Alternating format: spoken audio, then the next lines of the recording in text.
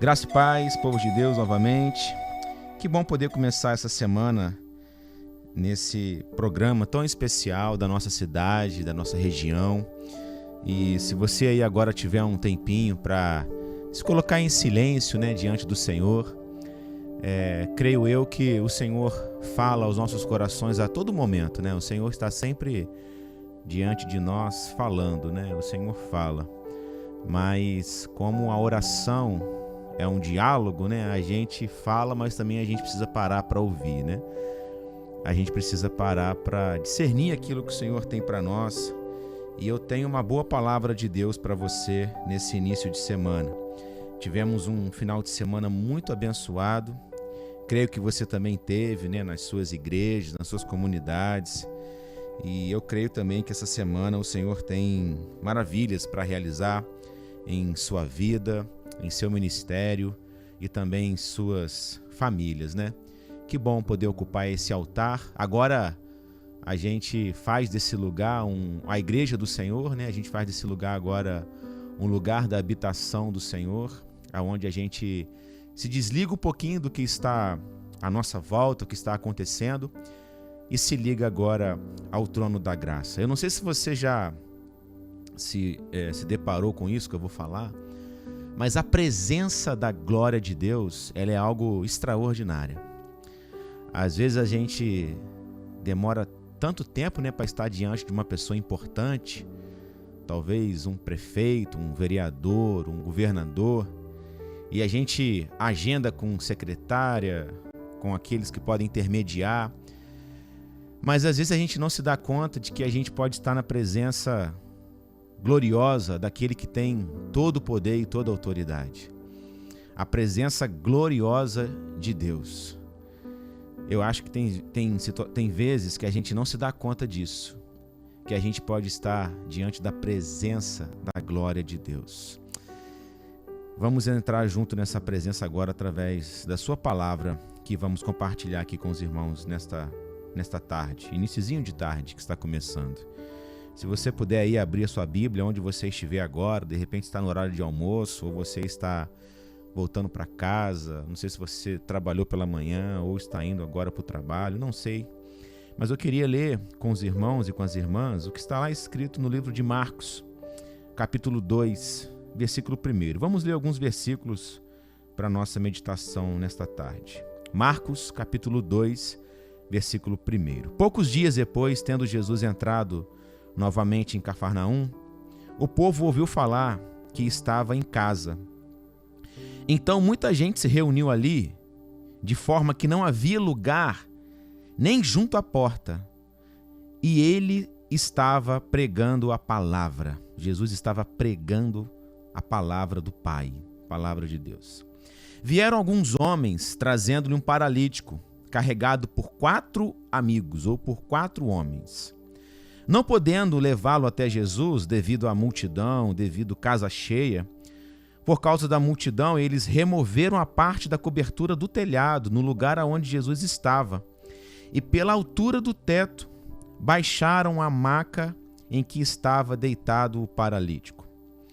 Nesse momento, Jesus vê a fé que eles tinham e Jesus disse ao paralítico: Filho, os teus pecados estão perdoados. Vou repetir o versículo 5. Vendo a fé que eles tinham, os amigos do paralítico tinham, disse: Filho, os teus pecados estão perdoados. Estavam ali sentados alguns mestres da lei, raciocinando em seu íntimo. Por que esse homem fala assim? Perguntaram os mestres da lei. Está blasfemando.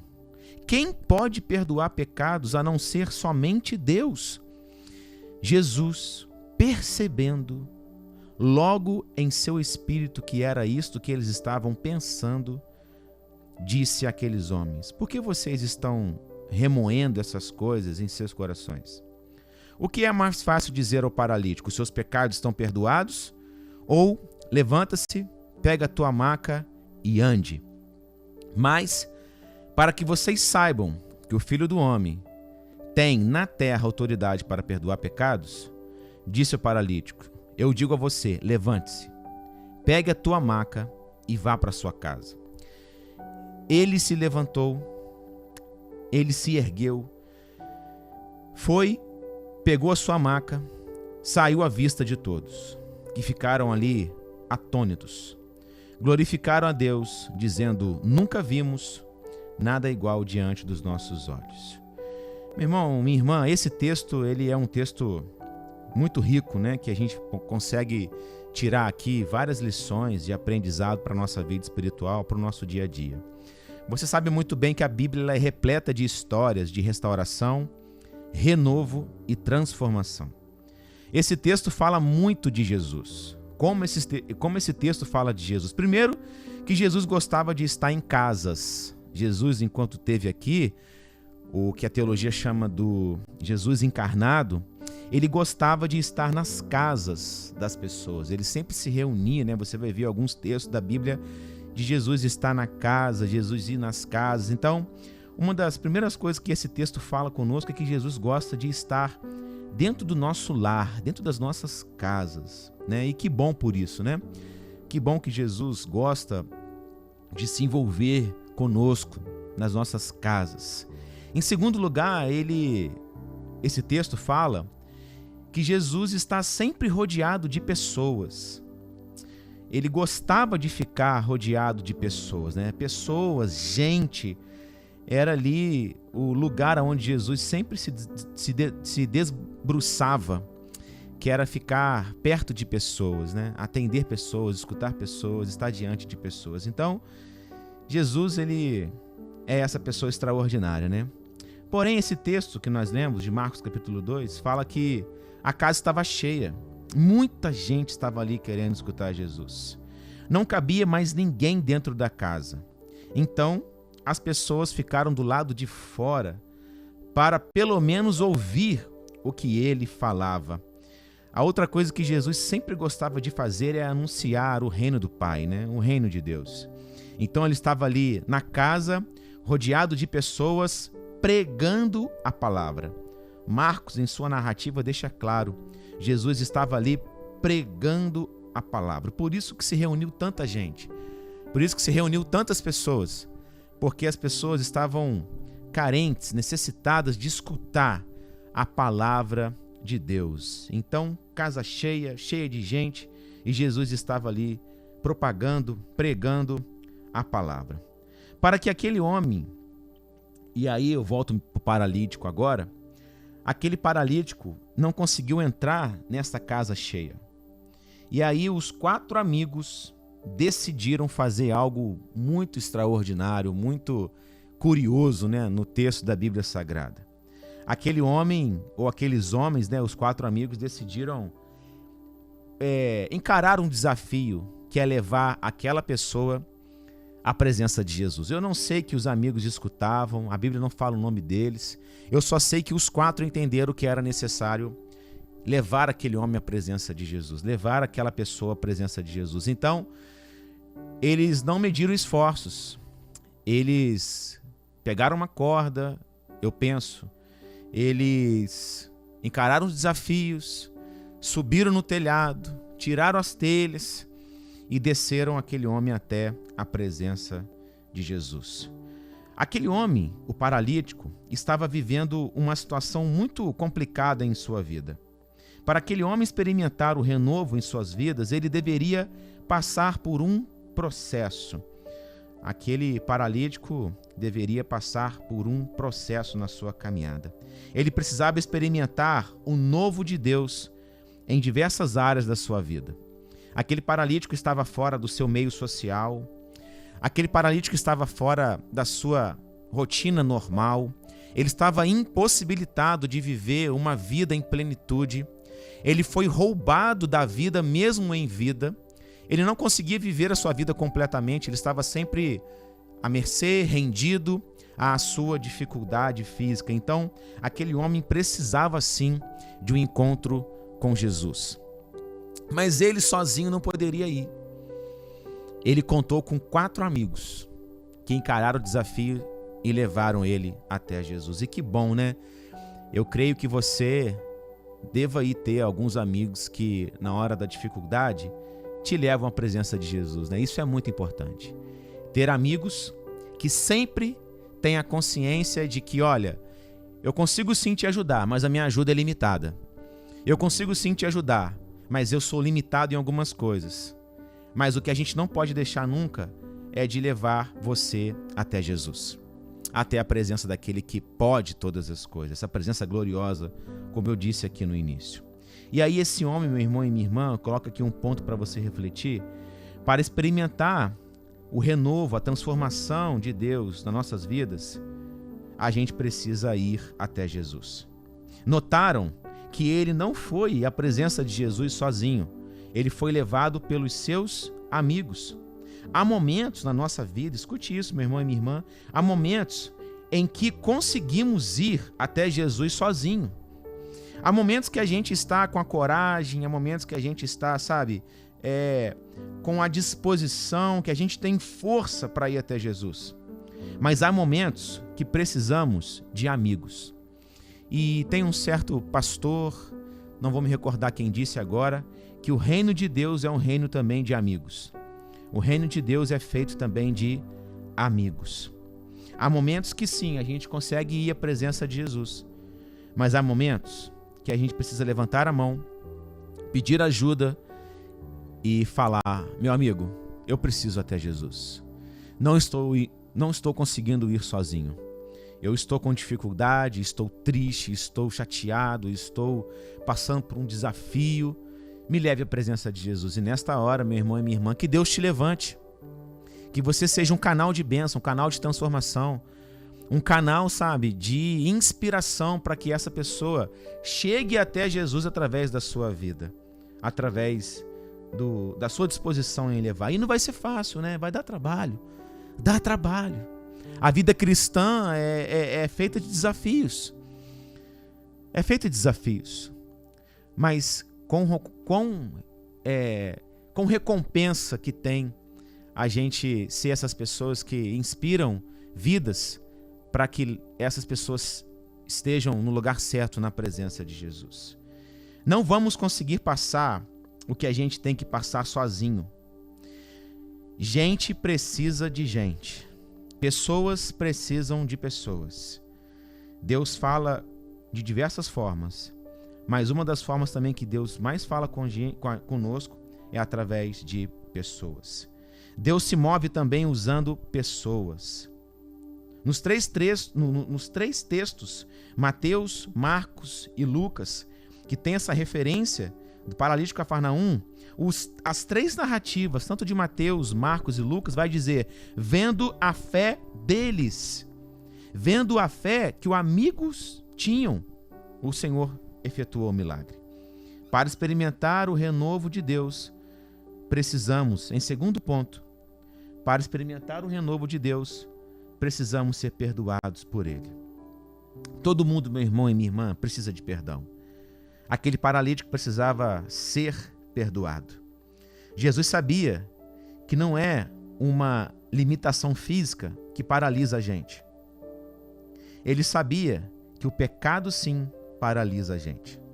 Quando Jesus olha para aquele homem, naquela casa, quando os amigos aproximam aquele paralítico de Jesus, a primeira coisa que Jesus fala é, os seus pecados foram perdoados. Jesus não fala, levanta e anda. Jesus fala, os seus pecados foram perdoados. Porque Jesus sabia que o que nos paralisa não é uma questão física. O que nos paralisa é a falta de pecados perdoados. E isso sim paralisa o ser humano. Então Jesus vai no coração, Jesus vai naquilo que precisa ser transformado naquele homem. Isso gerou uma repercussão enorme diante dos mestres da lei. Como assim ele quer perdoar pecados? E Jesus, conhecendo o coração daqueles mestres da lei, perguntou o que é mais fácil dizer, os seus pecados estão perdoados, ou dizer, levanta e anda.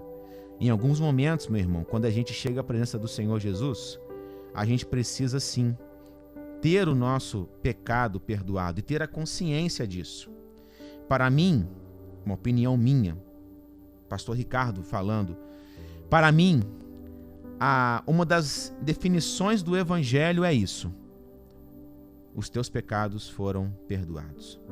Se eu pudesse fazer uma tese do Evangelho, o Evangelho é essa palavra que chega aos nossos corações: os teus pecados foram perdoados. Agora, todo mundo precisa se perdoar também, né? Quando a gente recebe o perdão de Deus, a gente precisa aprender a nos perdoar. Porque tem gente que às vezes fala assim comigo: pastor, mas eu entendo que Jesus me perdoa, mas eu não me perdoo. Eu entendo que Jesus fez por mim, eu recebo o perdão de Deus por mim, mas às vezes eu não me perdoo. Meu irmão, se perdoe. Se Jesus te perdoou, você também deve se perdoar. Vire essa chave. Saia desse lugar de opressão, de culpa, e entre no lugar de transformação. Entre no lugar de paz. Entre no lugar de perdão. Porque perdão é o que transforma a nossa vida. Agora, em terceiro ponto, para experimentar também a transformação e o renovo de Deus, precisamos assumir as nossas responsabilidades. Jesus fala para aquele paralítico: ei, levanta, pega o teu leito e anda. Vai, segue a sua vida. Domine sobre aquilo que te domina agora. Porque você há de concordar comigo que aquele homem, aquele paralítico, vivia em função da sua maca. Agora Jesus inverte. Agora Jesus fala para ele: ei, aquilo que antes te dominava, agora você tem autoridade sobre isso. Agora você domine sobre aquilo que está diante de você. Como que a gente consegue fazer isso? Através do encontro com Jesus e através do perdão dele sobre nós. Quando a gente encontra Jesus, quando a gente recebe o perdão dele, ele nos dá autoridade para encarar a vida e para assumir as nossas responsabilidades. Domine agora, Jesus está dizendo, domine agora sobre aquilo que antes te dominava. Antes ele andava deitado em uma maca, agora ele a carrega. Antes ele estava prostrado diante da situação, da sua realidade. Após o encontro com Jesus, após o perdão de Jesus, ele consegue ter força, ele consegue ter vigor, ele consegue ter ânimo agora para se levantar e para assumir agora as suas responsabilidades, de encarar a vida, de seguir em frente. Meu irmão e minha irmã, que essa palavra venha de encontro ao seu coração. O novo de Deus, a transformação de Deus passa por esse processo. Não tem como fugir do processo, não tem como fugir dessas etapas. Primeiro, vale a pena ir até Jesus. Ele tem saídas para você. Vale a pena ir à presença dele, ele tem soluções para você. Ele vai te perdoar, ele vai olhar para você, ele vai ajudar você a assumir as suas responsabilidades. Ontem eu estava dizendo na nossa igreja, na Metodista do Belvedere, que ir até Jesus não quer dizer que a gente vai ter a todo momento as nossas circunstâncias transformadas. Mas ir até Jesus significa sempre a gente ter respostas dele para nós. Então, não vá à presença de Jesus apenas para que ele haja. Vá à presença de Jesus para que ele fale com você. Não vá à presença de Jesus até que ele faça. Mas vá à presença de Jesus até você encontrar descanso. Até você encontrar descanso. Vale a pena ir à presença de Jesus. Porque em momentos ele vai dizer: sim, meu filho, eu quero, seja curado. Em momentos ele vai dizer assim: por enquanto não, meu filho, acalma um pouquinho, espera um pouquinho. Há momentos que ele vai falar: olha, foi ponto final mesmo, acabou. Eu tenho outra coisa para você. Eu tenho algo diferente para você. Nessas três situações, ou se Jesus for transformar, ou se não é o tempo, ou se ele vai fazer algo novo, o que importa para nós não são essas situações. O que importa para nós é que, independente delas, a gente encontra descanso. A gente encontra paz. Que nesta hora, meu irmão e minha irmã, você encontre essa direção de Deus para a sua vida. O renovo de Deus, o Senhor está agindo a seu favor, e no nome do Senhor Jesus receba essa palavra. Amém e amém.